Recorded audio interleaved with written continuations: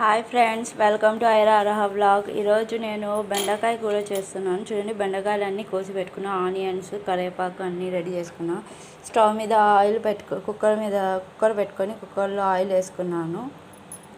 Oil heat అయ్యాక onions వేసేసా. ఇప్పుడు అల్లం పేస్ట్ వేసుకున్నా. ఇది టమాటోస్, ధనియా, మిర్చి, ఇంకా చెక్క, కొబ్బరి అంతా వేసి పేస్ట్ చేసి పెట్టుకున్నాను. ఇది కూడా వేసేస్తున్నా. దాంట్లో పేస్ట్ అంతా వేసుకున్నాను. ఉప్పు, పసుపు కూడా వేసేసా. ఇప్పుడు వేసేస్తున్నా. కరివేపాకు, బెండకాయలు అన్నీ వేసి కలుపుకుంటా. ఇప్పుడు నీళ్ళు వేసి ఒక 2 విజిల్స్కి పెట్టేస్తాను. చూడండి ఫ్రెండ్స్, విజిల్స్ అయిపోయాయి.